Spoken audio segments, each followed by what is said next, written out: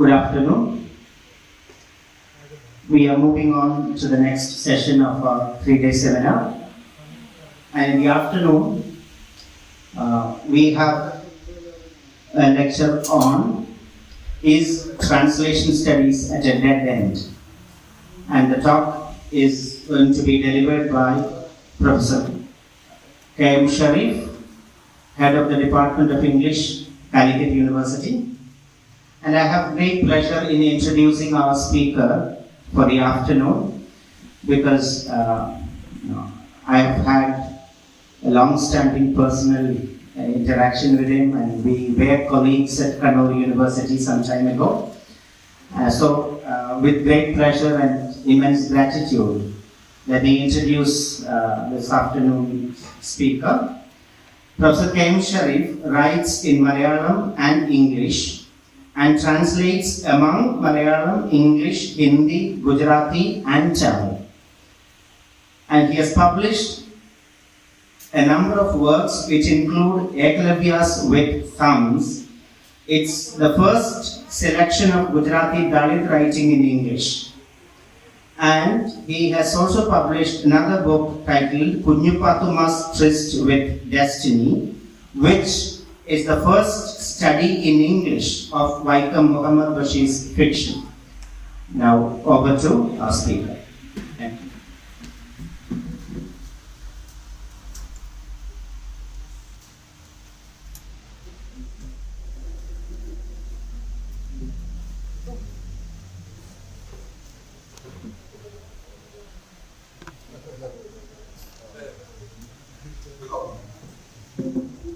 So, I'm supposed to speak on whether translation studies is at a dead end. Although this is a very interesting question, it's not very original. Because without actually putting it this way, Andre Lefebvre, one of the pioneering figures in modern translation studies, asked this question 40 years ago, in 1981, in an essay titled Pragmatic Second Thoughts on Translation and Literature, or Where Do We Go From Here? The second part of the title is very interesting. So he too thought that translation studies was coming to a dead end. So where do we go from here? He asked. And why did he ask that? Why did he ask that startling question? He asked this question because a very important era in translation studies had passed. The era of polysystemic theory or systems thinking. In fact, that was the one theoretical paradigm which revolutionized translation theory, translation studies. Because I'm using this term very carefully because in 1981, translation studies had not yet emerged as an independent discipline. That happened only 2 years later, in 1983, when it was given a separate bibliographical entry in the annual bibliographies of Modern Language Association. That was in 1983, 2 years after Lefebvre published this essay. Okay. So before that, translation studies or translation figured in two different disciplines. One in linguistics, categorized as a mode of applied linguistics, along with language teaching, learning, neuro-linguistics, clinical linguistics. So very practical application rather than theoretical formulations. And the other discipline, more popular, more closely connected with literature proper, was comparative literature. Because you need translation for any comparative literature. But anyway, so that's why translation was very important for comparative literature. You can't compare texts if there is no translation. Unless you are, unless as a scholar, you know many languages, you're polylingual, and you are writing for other people like you. That's not how a discipline works. So naturally you have to rely on translation. Right from the very beginning of this discipline, translation, it has been facilitated by translation. Okay, so there you are. Very tendentious existence in two different domains, in linguistics and in comparative literature. In fact, as I said, it was only in 1983 that it got the status of an independent discipline. Okay, but less about that. Lefebvre thought that the theoretical paradigms which would inform translation was pretty much at the end of one's imagination. They're simply petered out, he thought. Okay, but just before he said this, he too had been an important player in translation studies. At the very young age of 22, he wrote some very interesting essays. One which challenged Walter Benjamin. Okay. The mystery of translation, it was called. So Walter Benjamin, as we know, was a little abstract, too abstract for Lefebvre's comfort.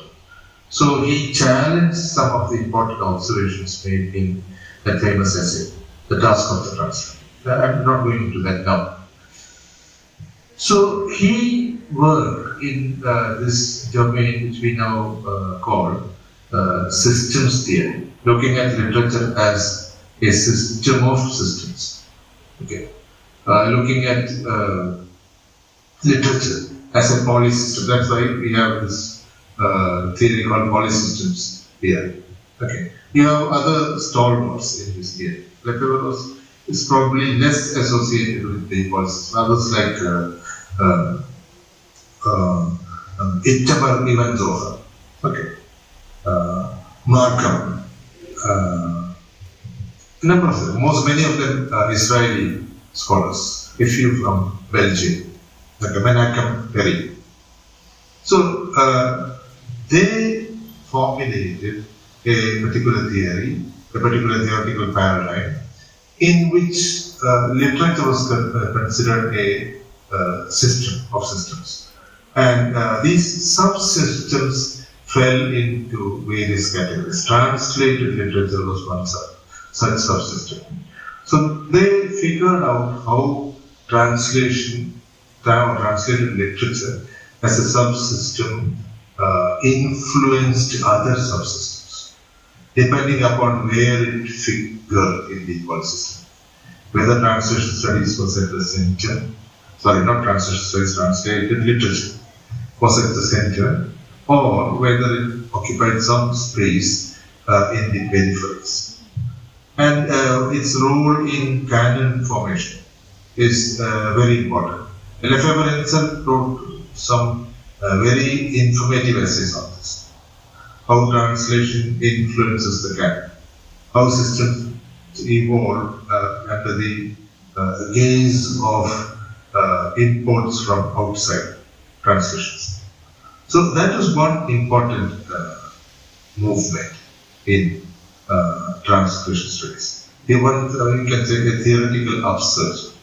But before that, things were pretty routine, like whether you should have a free translation, a literal translation, or even a word-by-word translation.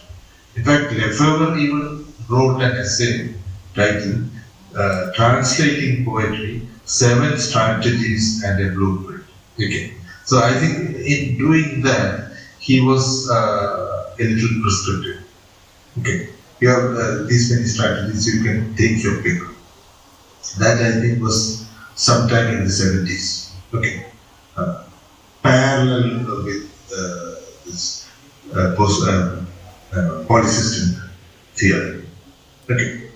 So before that, all kinds of people, translation scholars were writing about what we should approach to translation. Peter Newmark's book. This I think came in the 80s.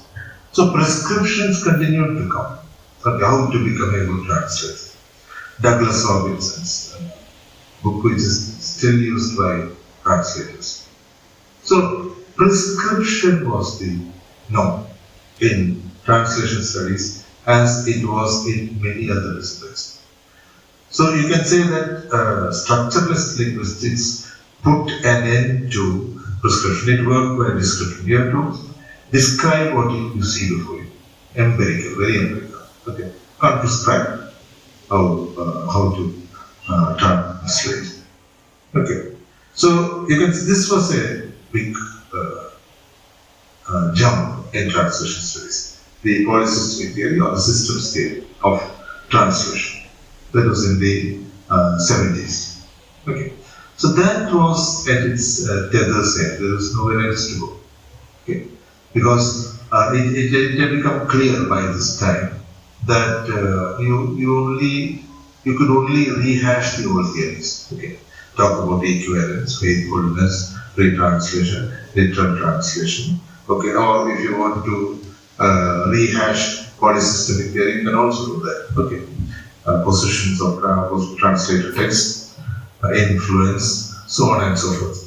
So that's why Lefebvre thought that translation theory or translation theory was coming to a dead end.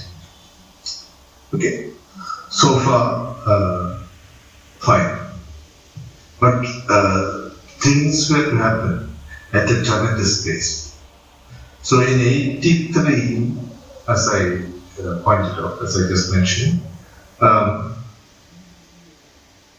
translation studies was given the status of an independent discipline.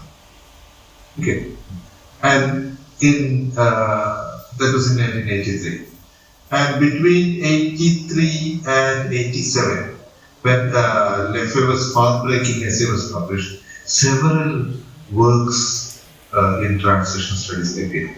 Okay, one, for example, Theo Herman's book, Translation and the Manipulation of Literature. Okay. That was in 1984, in which pretty much that Lefebvre and his followers, Theo Herman's also belonged to the same circle, were to say later. Okay, so the ball had been set rolling, And in 1987, Lefebvre came up with this very interesting essay called Beyond Interpretation, or the Business of Rewriting, where re was put in brackets.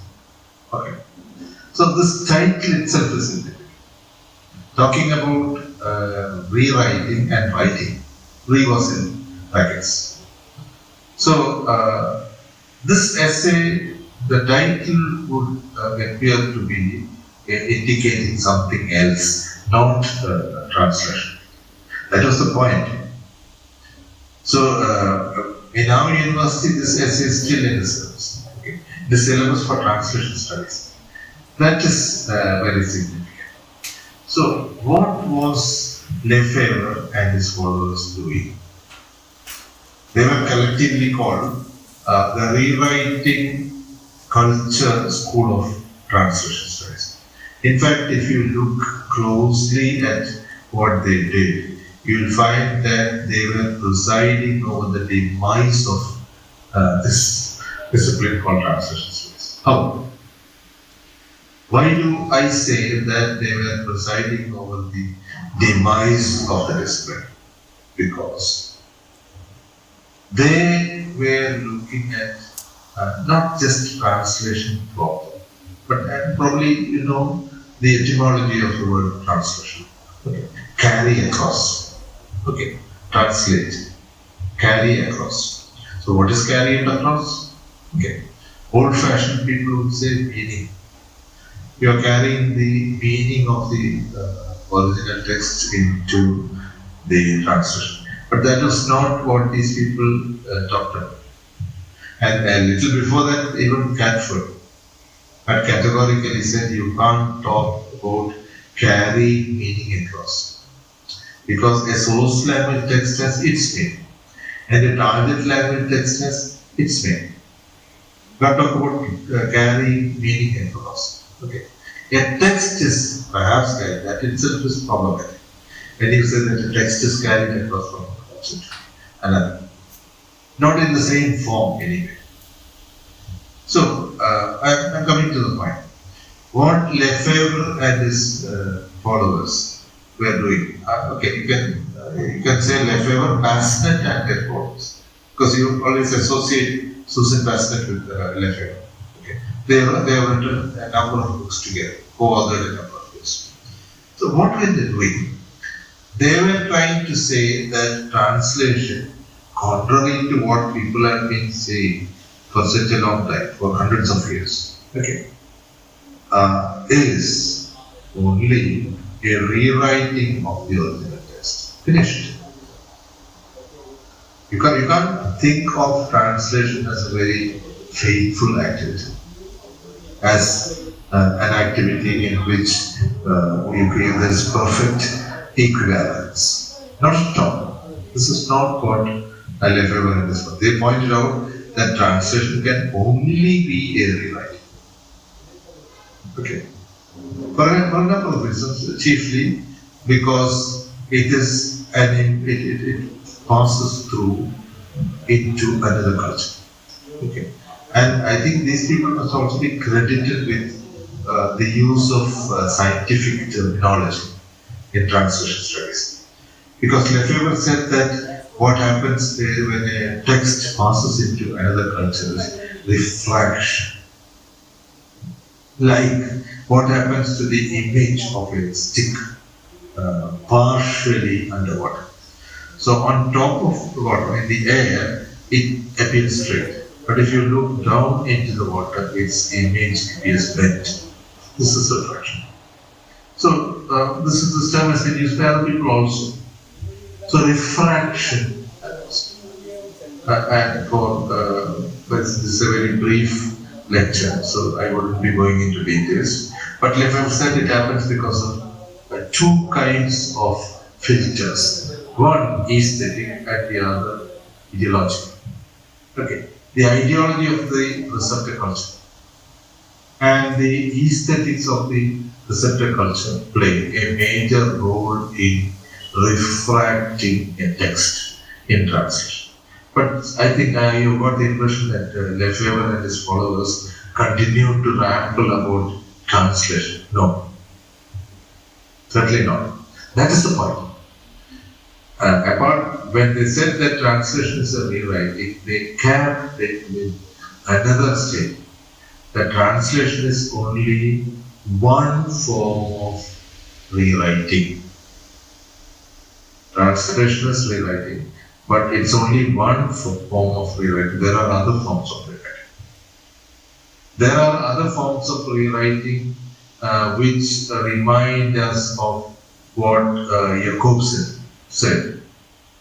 Roman Jacobsen said, again, almost half a century before that, in 1941. He said that there are three types of translation. Intralingual translation, interlingual translation, and inter-symbiotic translation. So intralingual translation is translation within the language, like things like paraphrase, okay, or reworking of a text in another form, turning a novel into play, etc. And in the linguistic translation, called translation proper, what we have traditionally understood as translation. And of course, inter-symbiotic translation. The word translation is a misnomer in our traditional understanding. Although etymologically the word has nothing to do with literature, the way we have understood this, it is always in connection with literature. Okay. So inter-symbiotic translation is the most important category in culture rewriting thinking. Because we are not talking about translation proper alone. We are talking about such things like the cinematization of a novel. Okay. When you turn a novel into a cartoon series, when you turn a poem into a musical composition, all kinds of rewriting. Rewriting not only within the same medium. Okay. So you can think of turning an opera into a film, which roughly works out to be a rewriting in the same medium. You can think of turning a novel into a play, which is also roughly within the same medium. But when you turn a novel into a film, when you rewrite a novel as a film, and look at the way the word rewriting is used, where there is no writing form, where the currently commonly used term inscribe is what rewriting means. Inscribe. Okay. Not necessarily with your scrolls on a piece of paper. Not necessarily with alphabets. Okay. So that is why I said Lefebvre and his followers were presiding over the passing of a discipline called translation studies. Barely 4 years after, I'm looking at this essay, 1987 essay, Beyond Interpretation or the Business of Rewriting. So barely 4 years after translation studies attained independent discipline status, you have prophets or high priests of translation studies unconsciously dismantling it. Okay. Or taking it apart, announcing its demise. So translation studies is no longer translation studies. When it takes on board other forms of rewriting, when it is so widely spread out, okay, so that the blurb that you find on the back cover of a book, which you buy at a bookstore, is looked at as a form of rewriting, with all the attendant problems of it. Okay. Like rewriting a novel into a film. You have a problem because you have questions of hatefulness. Okay. And we are often taken in when you buy a book. When you read it, you find that the blurb has been lying. Okay. Lying in course. Okay. There is no, very precise line. So I'm just saying, using it in a very loose sense. Alright. So that movement in the history of translation studies, which concretized works, which concretized theoretical speculations that have been going on for some time. I can't say that Lefebvre's essay inaugurated the culture rewriting school of translation. Not at all. On the other hand, it is kind of concretized. It kind of crystallized the rewriting culture school of translation. Okay. Now, then, immediately afterwards, there was a big explosion in translation studies. Okay. But remember, this was something like the explosion of a star. It's becoming a supernova. Okay, it will burn bright. But one such supernova appeared in the year 1044, 1054. And there were actually two suns in the sky. There are records of it. Okay, but what people don't realize is that it is on its death throes. What in Malayalam would be called Karindiri. Okay, it flares up. So this is a very interesting scene to confess. Because immediately after, as soon as Lefebvre's essay appeared, translation theory studies was co-opted by a number of disciplines. Feminism, post-colonial writing, subaltern writing. Okay. a number of disciplines which kind of which are trying to overhaul existing theory. Okay. So in fact in Canada there is a feminist school of translation studies. Okay. People like Barbara Goddard, okay, Lori Chaplin, number of other research translation scholars. These are just two names I know. There's a whole scope of feminist translation studies in Canada. Okay, with its reverberations elsewhere. Post-colonial, of course. We immediately remember the book co-authored by Susan Bassett and Harry Stewart, Post-Colonial Translation Studies. Okay. So this was co-opted. And of course, post-globalization. Okay. Studies. The projects of people like Edward Said. Everywhere translation figure. So this went on for nearly 2 decades. So you have such monumental works like this one. The one co-authored by Harish Trivedi and Susan Bassett. You have translation and globalization. The translator's invisibility, Lawrence Venuty's work. Okay. You have post-colonial theory coming in a big way, where Venuty talks about domestication and foreignization in translation. Okay. Where you have the revival of the old theory of anthropophagy or cannibalism, active in Brazil during the 1920s, now revived. Oswald de André. Okay. So, wherever you talk about swallowing the colonial culture whole, to kind of energize yourself. All kinds of things. Okay. But remember this, these are theoretical churnings are happening not on the strength of translation studies, but on the strength of the other theoretical patterns. Translation studies is taken along, okay, taken for a ride, I should say, but that would be an exaggeration. In any case, we are moving away from the traditional moorings of translation studies. So this went on happening, and Lefebvre died in 1996 at the relatively young age of 46. Okay. And then in the first decade of the 21st century, things took a different turn. So till then, what was happening was actually a number of explorations into what could properly be called not translation studies but rewriting studies. Yeah, even I wrote about the need for a discipline called rewriting studies in 2002.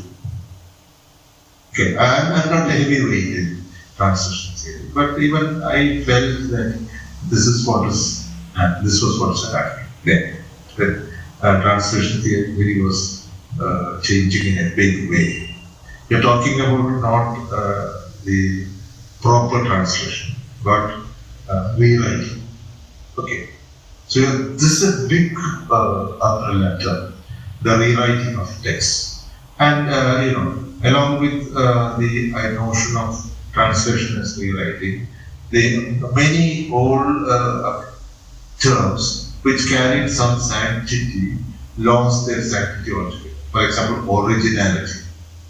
What is original? Is there anything original in the world? Yeah, big question.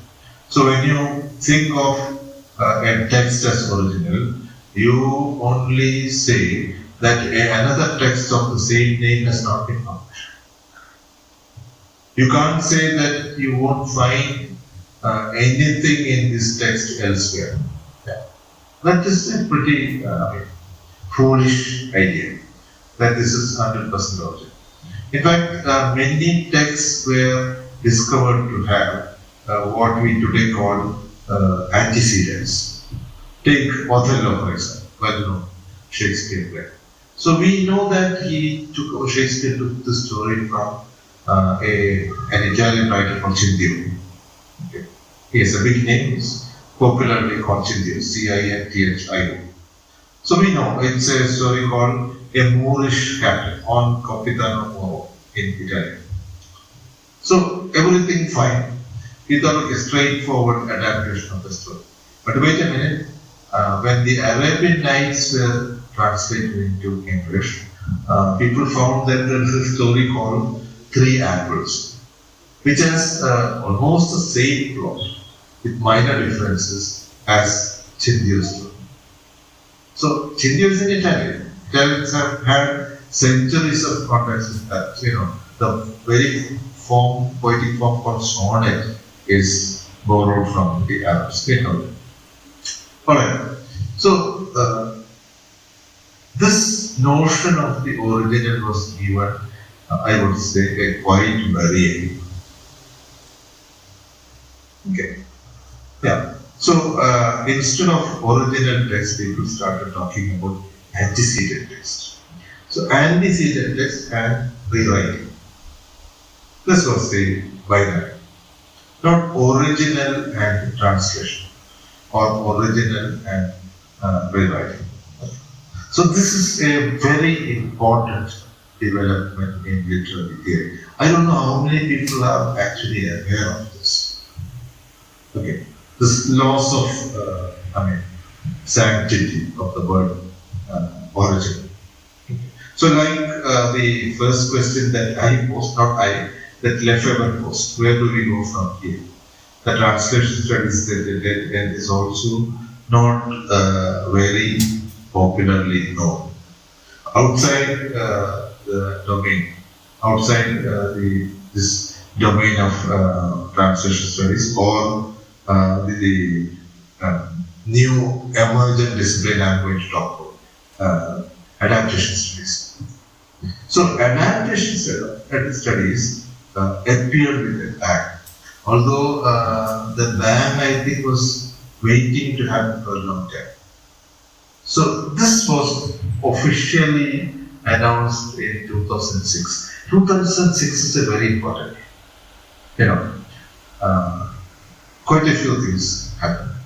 First, this essay called Translation Studies and Adaptation Studies by a man with a very interesting name, John Milton, the name of the poet. So he wrote this essay called Translation Studies and Adaptation. So he announced that adaptation studies had arrived. Okay. That translation studies had transformed itself into adaptation studies. But we already know that it really happened in 1987 with Lefebvre's essay. And we also know that adaptations or rewritings have been happening for hundreds of, perhaps thousands of years. The most, I would say, prolific literary activity. Okay. So rather than writing original texts, people have been rewriting already available texts for such a long time. So we had to wait till the end of the 20th century for this kind of rewriting to be theorized. So Milton kind of explained how this happens, what kind of adaptations, because adaptation studies was, or adaptation, word adaptation was used for another process. It was used for the cinematizations of literary texts. Okay. Adaptation of Balzac's novel, okay, in cinema, adaptation of a Shakespeare play in cinema, etc. So, till the emergence of this discipline proper, adaptation only meant that kind of adaptation. Now, in the same year, when in which Milton announced the arrival of adaptation studies, And then two other books appear. One, Adaptation and Appropriation by Julie Sanders. Two, Theory of Adaptation by Linda. So these two books actually made almost a very thorough, that is the analysis of this process of adaptation. So I think you know that this is such a, how do you bring all these under one umbrella? People will got up. Okay, look at its range. Okay, very simple thing is an adaptation. Okay, that I am speaking to you now, this lecture is an adaptation. Okay. So if somebody uses this, if somebody probably cuts this video into pieces and inserts it somewhere, okay, that's an adaptation. And I have even made a short film with such pieces from several sources. Okay, you'll find it on YouTube. The Lions Who Slept. Starting with Eisenstein's famous montage of the roaring lions. Okay, going on till the last clip is of a communal conflagration in North India. We find houses being burned down. So no single part of that short film I stitched up belongs to me. I'm only a person who stitched up those pieces. So even that is called an adaptation. Where the adapter, I don't know if you get this word adapter, it means something else in electricity. So a person who adapts, okay, a rewriter, let us say. So a rewriter need not even have any original piece of his own to rewrite things. Or the only thing is tie-up. That's important. When you rewrite or adapt a text, it has to become something new. So when I stitch together this 8 different clips, along with an audio in the background, I was making a new text. It is not just a collage. Okay. It is a collage, yes, but at the same time it's not a collage. It's a new text. So adaptation is happening across media. Okay. All kinds of things, as I said, a musical composition, a poem being turned into a musical composition, visual poetry. Okay. What else? Graphic novels. All these are forms of adaptations. Okay. Every single form of writing, inscribing, can be an adaptation. Okay. And once you admit that there is no originality in writing or rewriting, things are pretty clear. That you're talking about rehashing somebody else's work.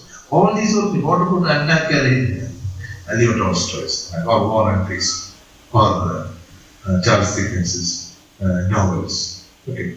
Are they original? Can't you find pieces of their writing in slightly different forms in other writings before their time? So this is a vexing question, but not so vexing if you realize that this is the way of the world. Okay.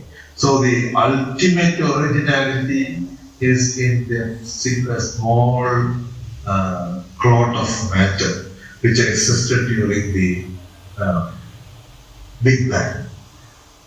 About 13,800 million years ago, the rough date for the Big Bang. So everything has come from that. Okay. So that is the origin. Even that, whether that is original is doubtful.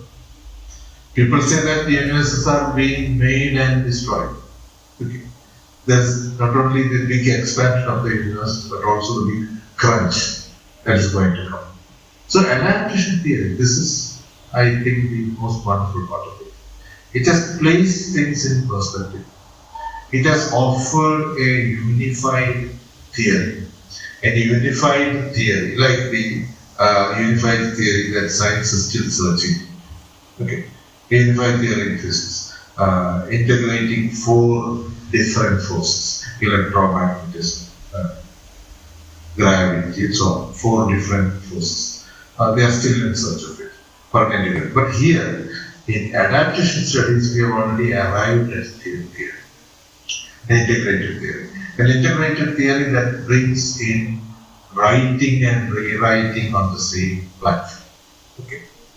So what does all this mean? All this means that translation studies is not at a dead end, but it is dead. And adaptation studies is the currently existing live offspring of translation studies. Okay. So all I can say at this moment is, considering the big contributions made by translation theory, when it was still called translation theory, in the 1980s, all I can say is, translation studies is dead. Long live translation studies. Thank you.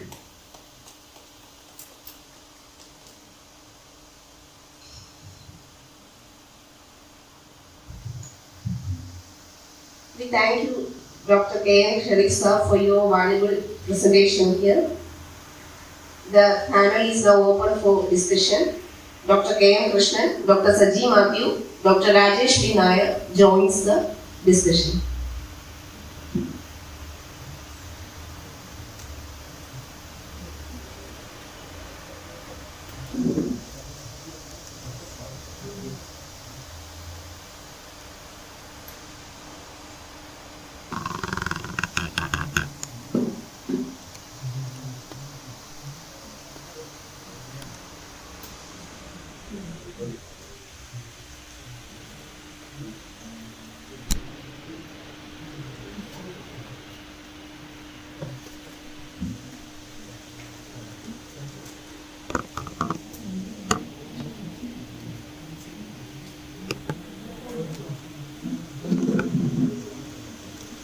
Dr. Shereef in absentia, Dr. Saji, Dr. Rajesh, and my dear friends. Since the presentation was made in English, I thought I would also react to or maybe take part in this panel discussion in English. I'll begin on a rather light note, requesting maybe the members of the Board of Studies to think of a renaming of one of our courses in the program. Since translation studies is already there, announced there, we may have to think of maybe a different name for course number 2, our MPhil syllabus. Well, I'm not a translation studies specialist at all, even though I have attempted or written and published one paper which can be broadly, or which I can claim really broadly belongs to the realm of translation studies. They are maybe more in the form of reflections on certain questions pertaining to translation or the practice of translation. So we saw the way in which Dr. Shereef argued or developed an argument concerning the gradual and eventual death of a discipline, or maybe the birth of a new discipline which has effectively transplanted or replaced the old translation studies. I would primarily like to make some reflections on the question of translation.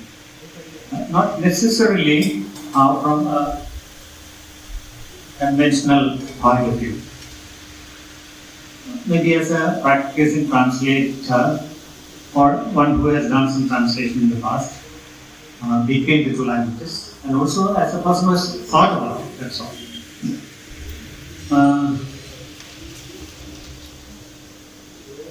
Maybe this is my take on the question of translation. as a student of literature, as a teacher of literature, I do not take even literature for granted. Just because there is literature, we have to study it. Just because there are films, we have that's not the position that I usually take. Maybe I have a feeling, or I continue to believe, that every culture, every language, anyway, should demand a translation, or even a work to be produced. Or in other words, a work is being produced, a work is being translated into a particular culture, to a particular language, because there is a very organic, a very living kind of, a very passionate kind of demand for such work.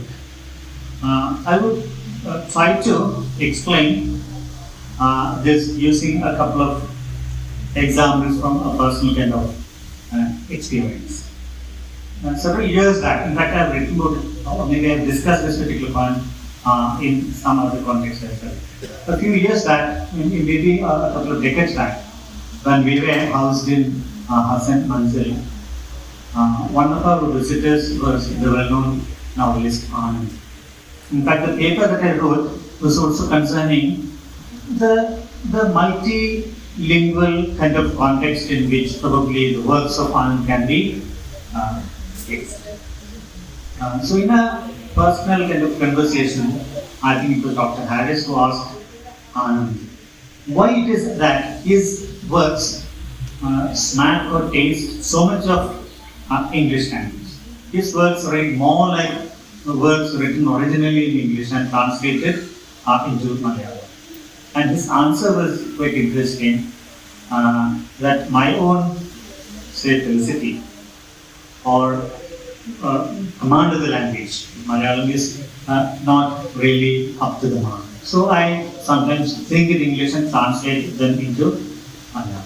Then in which case, why didn't you write them in English? Again, to that question also, his answer was the same. My command of the English language is not also up to the mark. So I think it's English and translate that into Malayalam. Actually, this brings up a very interesting question, which I would like to answer by invoking another example, once again from my own, or maybe the experience of School of Letters, roughly from the same period. Even this is an example that I have shared with some of my friends earlier too. Many people may not know that there is a novelist by the name of Nirmala Aravind, who has written only one novel and has, I think, done some translations of works in English into Malayalam and all, or maybe the other way around perhaps. And she actually was serving as a manager of the State Bank of India in Manur, but she had already published a work of a very, I would say, a novel which is very, very significant, which came out sometime in the mid-1990s, and probably had it not been for the publication of the P. Roy's novel, God of Small Things. This novel by Nirmala Aravind probably would have got great attention. And the title of the novel, as some of you might remember, was A Video, a Fridge and a Bride. It's a very highly readable novel. And it so happened that she came on a visit to School of Letters, so we rather invited her for a personal kind of chit chat, in which she interacted with the students and the faculty of School of Letters, in which this particular question was put to her. In fact, the novel is set in Kottayam, primarily, and of course in other parts of Kerala. So the question that I put to her was, since the novel is set in Kerala and Kottayam, why didn't you write this in Malayalam? And the answer that she gave to me was very simple and innocent. Again, the same answer that Anand gave. My own Malayalam is not good enough probably to write a novel.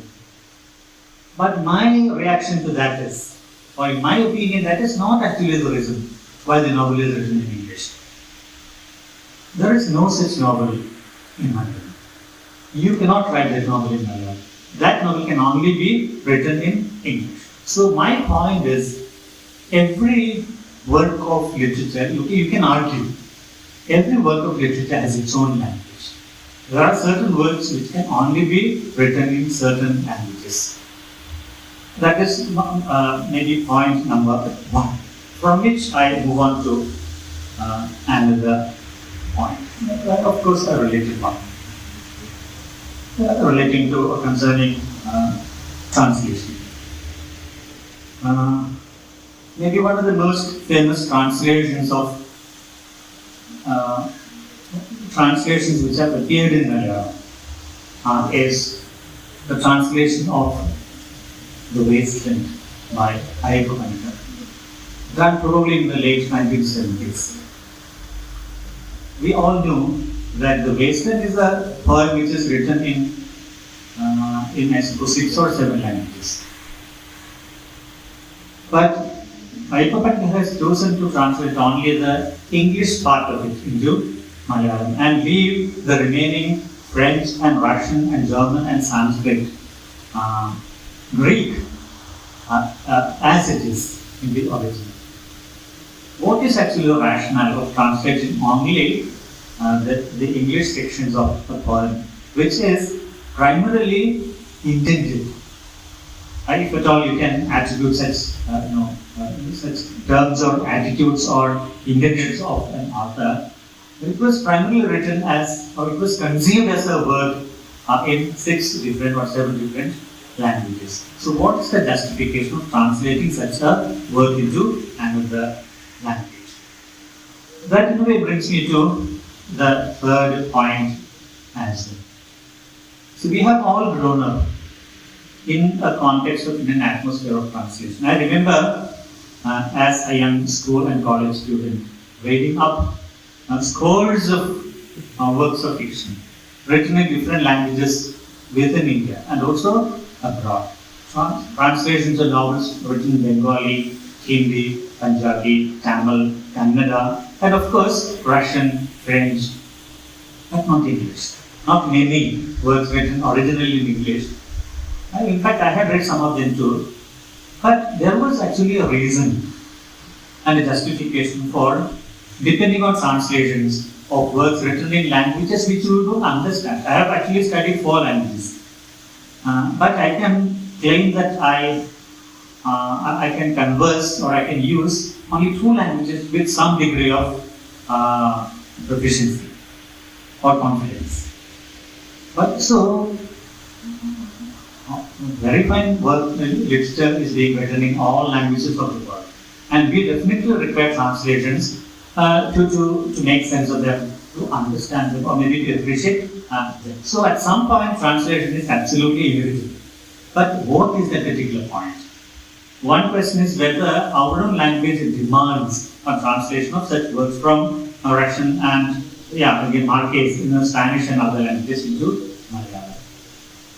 And the other question is, are there, as I asked earlier, are there works of literature which do not require to be translated? Take the case of, for instance, The God of Small Things.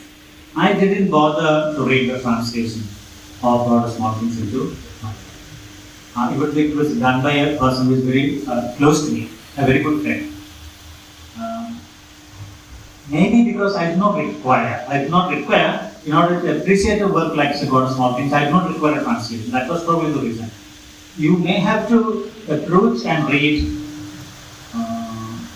Kuchu, something like that. I don't exactly know the title, as an independent work, not necessarily as a translation of a book which I have already read.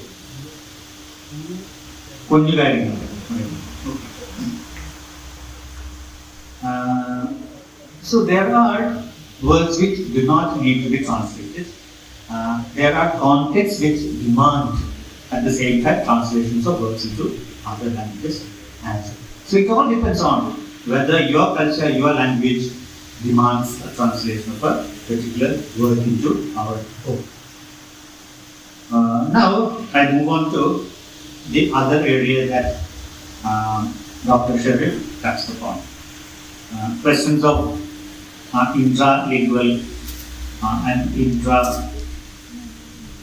interlingual and inter-symbiotic translations. In fact, even as we had, in fact, sat together and Dr. Saji and I were discussing some of the issues pertaining to the question of, and also the necessity of sometimes terming or rather interpreting or marking some of these processes as belonging to any one of these categories, whether one actually belongs to the category of interlingual or inter-symbiotic translation.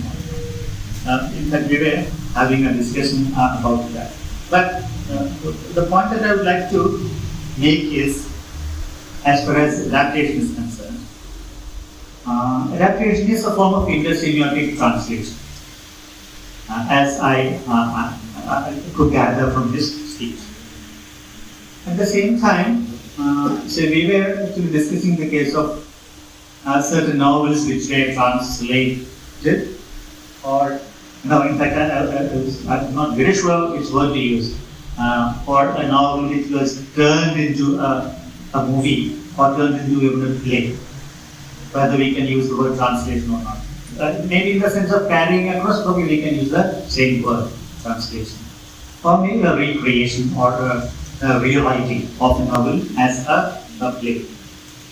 So I was wondering whether the word translation was the most appropriate one. Because in the case of inter-symbiotic translations, that is, if you translate or rewrite a novel into a play, we of course get another work, maybe the same genre, and a work of literature.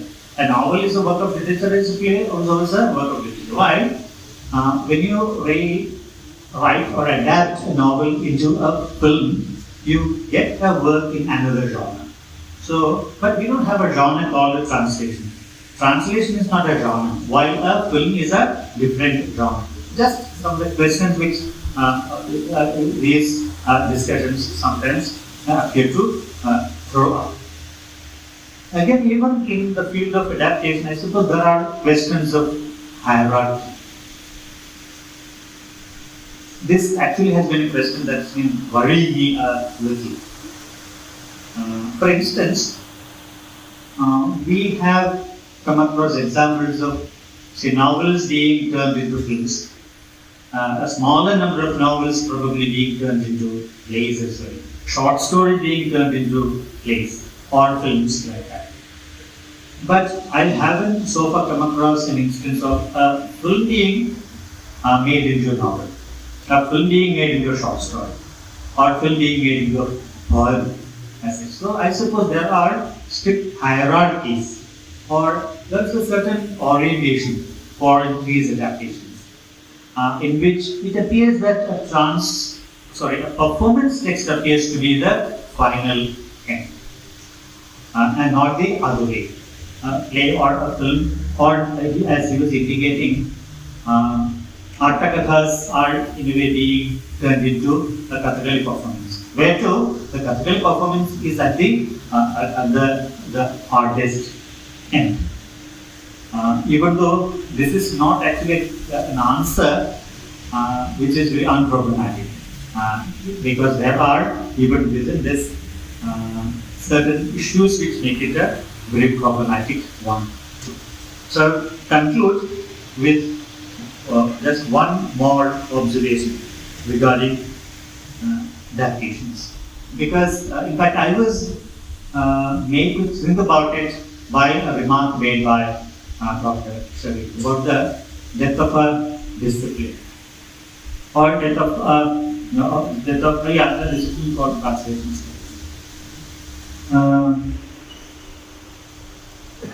One of the striking features of performances in contemporary times is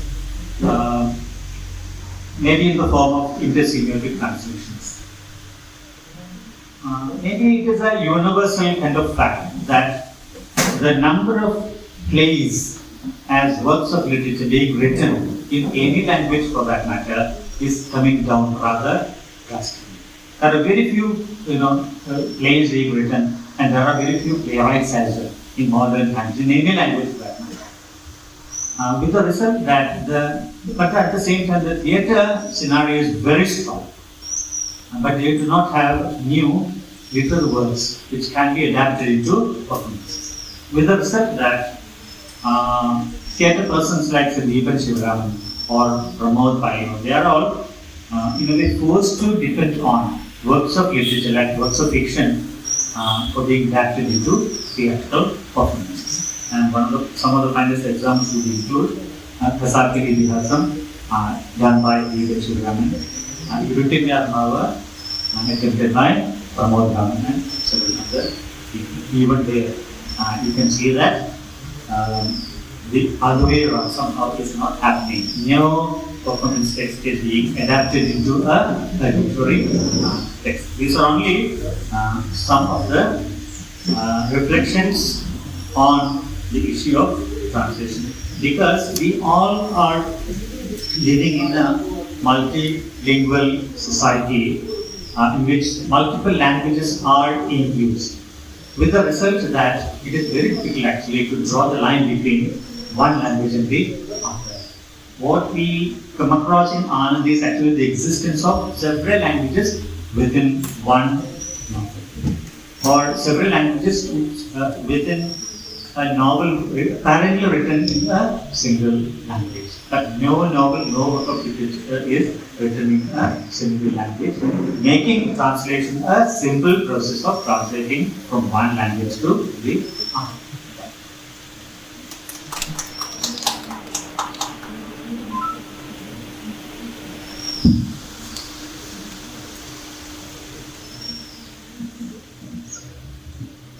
After listening to such a wonderful, and quite analytical kind of deliberation from Krishnan sir, I really don't know what to discuss right now. But when I was actually listening to Dr. Shereef, I was reminded of, first of all, I was reminded of one thing about one particular nature of our disciplines, humanities disciplines, and how heavily self-critical we are, actually. I don't think such a kind of practice, such an exercise happens in most other disciplines, because I was reminded of Death of a Discipline by Shiva. Yeah. Death of a Discipline, where she speaks about comparative literature and its death. And here Shereef was talking about is translation studies at a dead end? Or more importantly, I was thinking about what happened in 1990s, all over the world in fact, where people began to speak about crisis in English studies, actually. So with the advent of new literary theories and all, so English literature is almost dead. There is no English studies anymore, or the crisis in English studies, what they termed it as crisis. And this kind of a self-critical analysis, and I'm very happy about that we are able to do that from, at every point of time, we are able to re-examine the practices that we have within our own disciplines and then grow out of it. Now, that's one thing. Then let me move on to my responses to Shereef's presentation. I'm again reminded of Salman Rushdie's statement that we are all translated men, or maybe we are all translated human beings. In every way, in our practices, in our thinking, in our way of presenting things, in our way of appearance, in every manner we are in different ways, translated human beings. Now, one of the things that really made me think while listening to Dr. Shereef was a point that he made in connection with polysystem theory, that is particularly about the position of translated literature in a given context. Now, this point I would like to elaborate a little further right now, which I think is very important for us. Because we all, most of us who are in literature disciplines in that sense, when you talk about history of Malayalam literature or history of English literature or historiography itself, when you think about literary historiography. Now, how do we accommodate translations is a significant question. Actually, the fact is that translations have paved a way for new movements to come up in specific linguistic contexts.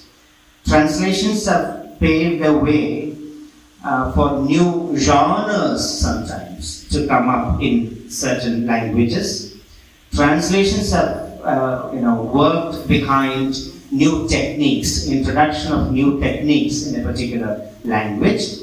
But we generally do not, while talking about literary historiography, we talk about certain other things which Shereef termed as a fascination with the original. So the original texts alone appear in the history of Malayalam literature or in the history of English literature sometimes, often. Now, this is something I think we need to really rethink about while talking about whether it is history of Malayalam literature or English literature or Tamil literature, whatever it is, whichever language we are speaking about, how translations have functioned and reshaped probably the whole practice of literary production in specific languages. And that's an injustice, I think, historical injustice that we have committed to translations. Now, Shereef also said translation is only a rewriting of the original, which is again a very interesting observation and something very significant.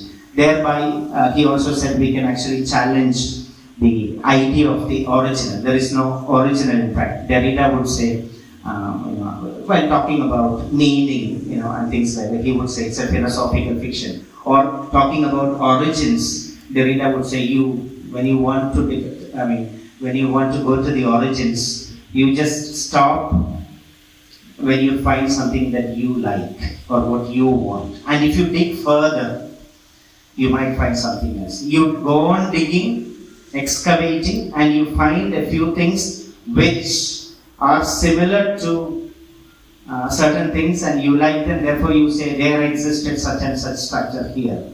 Now, if you dig a little further, you might find something else. So similarly, origin is, to use Derridian phrase, it's a philosophical fiction. So there is no original, as Shereef was talking about.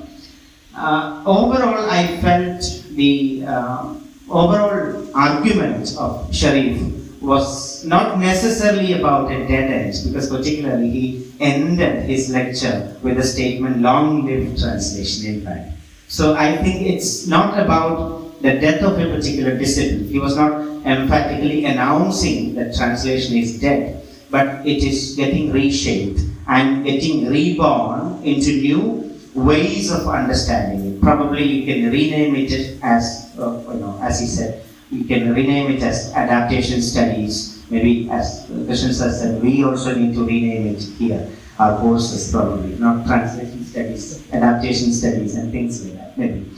Anyway, so this idea of translation or adaptation, whatever we say, when you look at the origin of fiction, for example, the origin of,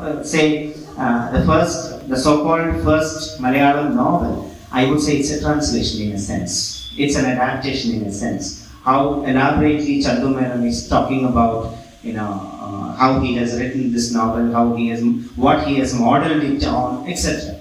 So, how a particular form of writing itself becomes, and what kind of translations came up before that in Malayalam is a significant book, which I don't know whether scholars in Malayalam have actually studied how these translations of novels have paved a way for a particular way of appreciating a new genre called fiction itself in Malayalam. I don't know whether such studies have taken place. And these kinds of studies become very significant, I believe. And these are just a few stray responses and stray thoughts that suddenly struck me while listening to Shereef. we can have further discussion. You may have your own observations to make as well. And after listening to Rajesh sir, we can probably have a long discussion.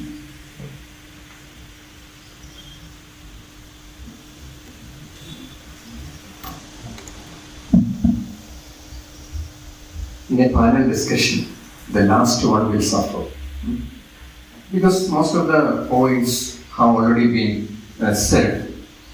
But let me highlight a few responses in the form of agreements, some slight disagreements, and a few additions. And I hope you have patience. But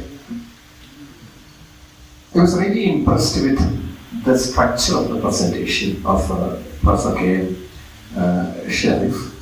He started with the origin of translation studies from 1980s. Then he talked about the cultural term. Probably it's again a solution when we come to discussion session. He moved on to the cultural term in translation. Then he connected the translation studies with rewriting studies. Then later adaptation studies. If I am right, I think he entered with a reference to 2 or 3 crucial books which came out in 2006, especially adaptation and appropriation, one of the 3 works. Well structured presentation. And we are lucky in the sense that we have got that lecture already in a recorded way, so that professors, scholars and teachers can make use of it. However, I have got a couple of additions which I will be telling you shortly. But that's the first observation regarding the structure and design of the lecture. The second observation is about the cultural turn in translation studies, especially translation studies is not translation studies, as Professor Ken Sharif observed towards the end of the lecture. So the cultural turn happened when translation studies merged with comparative literature as well as cultural studies. And this cultural studies component is very, very important in translation studies. I am reminded of an example. When I had the occasion to translate one of the early autobiographies in Malayalam, which came out in 1874, one of the earliest autobiographies in Malayalam, and I happened to translate the autobiography into English. The most challenging aspect of that translation was how to place a 19th century work in the 21st century context. So I had to add a translator's note. Then I had to add an introduction explaining the cultural context of 19th century, especially the conversion discourses during the 19th century. So the context is very, very important. Now I am reminded of one statement made by Professor E.B. Ramakrishnan in one of the lectures he delivered recently. He talked about the subtext. So you have to think about the subtext of the text, the translated text. So we need to look into more and more about that. Right? So I was thinking of expressing my slight disagreement regarding the main thesis, that is the depth of translation studies as a discipline.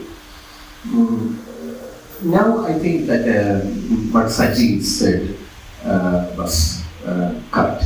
He was not necessarily talking about the end or demise of translation studies as such.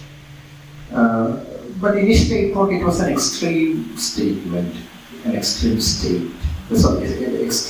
take. I would say that translation studies over the years, over the decades, as a discipline has undergone so many changes. Different streams of translation studies developed. With the influence of so many theories, we can see the expansion of the domain of translation studies. So, can we think it in this way? And just posing a question. Translation studies is not dead. It is an ever-growing discipline. It's an ever-growing discipline because of so many influences. I will tell you two recent developments to substantiate this point. One is we come across the lecture. I'm not finding fault with the lecture. The lecture talked about the development of translation studies till 2006 with the coming of adaptation. So what happened after that? What happened after 2006 or so? And here we have two important and crucial theories of translation studies, contemporary theories, two French philosophers and two French theories of translation studies. One is Emily Apter. Emily Apter, she wrote a very important work, Against World Literature, The Politics of Untranslatability. The Politics of Untranslatability. The second part of that title. The book came out in 2013, right? And she wrote another work, Unexceptional Politics, which was published in 2017. So, the second important philosopher, Barbara Cassin, so they work together. They're publishing works together, they're publishing articles together. And Barbara Cassin, she published a work titled Dictionary of Untranslatables. Dictionary of Untranslatables. This work came out in 2014. So talking about the first one, Emily Apter. So let me draw your attention to two or three important and interesting aspects put forward by this Emily Apter. One is she talks about the politics of secularization. So secularization is a concept which she often talks about, writes about. So what is about the politics of secularization? It is all about the translators' access to the private linguistic life of a culture. I repeat, translators' access to the private linguistic life of a culture. And this experience can be invasive, like an intruder. Translator could be an intruder. So this experience of translation can be an invasive exercise. And there will be untranslatable elements, of course. Untranslatable elements act as a protective shield. That's what he says. Untranslatable elements act as a protective shield against the kind of violence. So translation is the process involves some violence done to language, right? Sometimes you have to cut a long sentence into two, like that. So kind of violence and translation is such an act. However, it is not a dead end. So she slightly differs from the point mentioned by the main speaker. Translation is not a dead end. There would be untranslatable elements, but you have to keep on translating. You have to make an effort. What you keep on translating is the afterlife of translation. So you have to make an effort. You should not stop with that effort. You have to do that. The process should continue, and that would be a kind of afterlife for the text, right? So that's one aspect put forward by this lady. Second one, which is more interesting perhaps, she connected political theory with the translation. Right? So this Emily Adler connected political theory with, I'm talking about this recent development in translation studies. So how to connect political theory with the translation theories?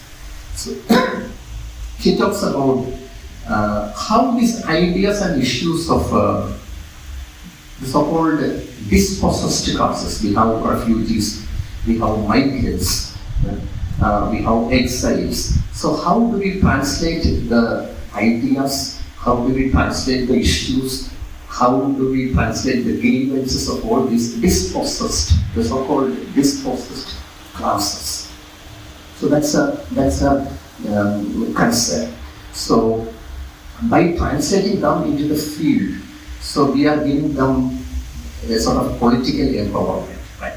So notion of political inequality can be, to a certain extent, solved through translation. So we can empower them. Then she talks about some dilemma in translation studies. So how do we translate certain sounds? For certain sounds, how can we translate? Here, I'm reminded of an example. C.K. Januവിന്റെ ഒരു ആത്മകഥ mother force എന്നുള്ള ആത്മകഥ. അതൊരു സിറ്റുവേഷനിൽ ആന വരുമ്പോൾ ഇവര് രക്ഷപ്പെടാൻ വേണ്ടിയുള്ള ഒരു ശ്രമം നടത്തുന്നുണ്ട്. അപ്പൊ ആനയുടെ ആന വരുന്നതിന്റെ അവർക്ക് ആ ഒരു സ്മെല്ലും കാടിന്റെ മണം, ആനയുടെ ആ ഒരു മണത്തെ പറ്റിയൊക്കെ ആ സ്മെല്ലിനെ എങ്ങനെയാണ് ട്രാൻസ്ലേറ്റ് ചെയ്യുന്നത്? ഇപ്പൊ രവിശങ്കറിന്റെ ട്രാൻസ്ലേഷൻ ആണ് ഇംഗ്ലീഷിലുള്ളത്. അപ്പോൾ നമ്മൾ ഈ ഭാഷയിൽ എങ്ങനെയാണ്, how can we translate sounds, how can we translate smell? So these are certain issues in translation studies, and she focuses on that aspect. And she asks another question, which is also interesting. Can trauma be translated? Suppose how a person who undergoes trauma, how can trauma be translated? There will be gaps. There will be silences in the narratives. Right? And her focus is mainly on Holocaust and genocide narratives. Right? And here I'm reminded of famous novel in Malayalam, Ambika Sudan Magar's novel, Magaji. It is translated into English by J. Devika. It's called Swarga. I haven't read the English one. So how trauma can be translated into a new language, right? Through translation, we are pushing language to syntactic limit in order to produce the effect of the unsayable. So how to translate the unsayable? So we are pushing the limits of the language to produce the effect of the unsayable. So this is one new development which I have told you to support the main argument, that is translation. The field is ever expanding. The second development is eco-translatology. So connecting ecological studies and translation. This is another interesting development in translation studies. There's an interesting work titled Eco-Translatology Towards an Eco-Paradigm of Translation Studies. So this work came out in 2020, only last year. So connecting ecology and translation studies, eco-paradigm of translation studies. So I repeat the point, translation studies is ever expanding. It's a growing discipline, right? If not a dead discipline, right? If I were asked to give a title to the presentation, I would say Translation Studies, New Frontiers and Challenges. I don't want to use any negative Translation Studies, New Frontiers and Challenges. There will be challenges, right? In the morning lecture, keynote address, Professor Chitra Panikar clearly mentioned about the filtering of ideology. So ideological filtering is always there, right? So I totally agree with the statement made by Professor Ken Sharif, and I connect his statement with Professor Chitra Pandit's observation, and how ideology is very, very important in translation studies, in the making of what we call a hybrid language, as she mentioned in the morning. I'm also interested to know, I don't have a clear answer. I'm very interested to know about the influence of technology. On translation with the coming of artificial intelligence, robotic translation, etc., etc. So, what role does ideology play in that situation? Introducing the area of rewriting studies, very exciting prospect for students of translation studies. Really interesting development. Talking about the adaptation and translation, just one more point. I'll just give a very interesting example. The work Tagara, Padmarajan's work Tagara. Tagara was made into a film. Padmarajan, the author of Tagara, it was made into a film by Aravind that directed the film, and there is a graphic novel. Titled Tagara. I think it was Muralidharan, that is the person who designed the graphic novel. So look at the three stages: a text, not in that sense, a printed one, then a film, then a graphic novel. If you closely look at the graphic novel, we know the character, the two important characters, Tagara, then Subhashini, the heroine, practical heroine, Madhavupan, Subhashini's father. You can see how these characters are portrayed in the film as well as a graphic novel. Subhashini is pictured as a very attractive, maybe voluptuous character in graphic novel, which is not there essentially in the film. So if you adapt some text into another form, you'll get some freedom. There will be distortion, but the freedom is there. There will always be rewritings. There will be additions. There will be appropriations, right? But the million-dollar question remains: how far can we take liberty with the text? That's the question. Where to draw the line, or if at all we should draw a line in the case of the translation. Just one more example. The play, Shakespeare's play Macbeth or Othello. Now it is available in graphic form, graphic novel. There is another form which is getting more and more popular nowadays. It is called literature. Stories in tweets, tweets. So Macbeth is available as a tweet. Sorry, literature. Macbeth is available as a literature, and fiction in tweets is called fiction. TWICT. Right? So Macbeth is available as literature. And remember, Macbeth is also available, or it is also being adapted in the Kathakali format. Right? So different versions, different rewritings, different forms. Right? So let us welcome all these developments. But at the same time, it's a question of ethics. Can we distort, or let's say school in translation studies is called manipulation school. Manipulation school. Lefebvre's statement about that. Right? Translation as a rewriting and the manipulation of literary frame. So how far can we distort the original? So we have to problematize that notion of originality also. ordinality, fidelity, then equivalence, loss, gain, etc., etc. So these are some of my observations after listening to the main lecture as well as the comments made by Krishna and Saji Matthew. Thank you very much.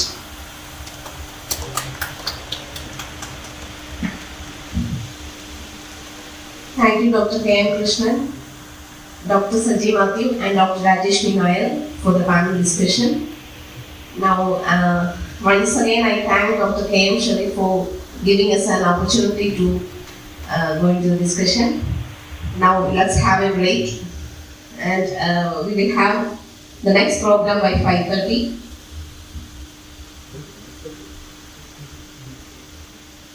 NSS College Changrasheri, Malayalam Vibhagam Associate Professor Dr. Manuel പ്രഭാഷണം കേരള സംഗീതം എന്ന വിഷയത്തിലുള്ള പ്രഭാഷണം കൃത്യം 5:30 ആരംഭിക്കുന്നതാണ്.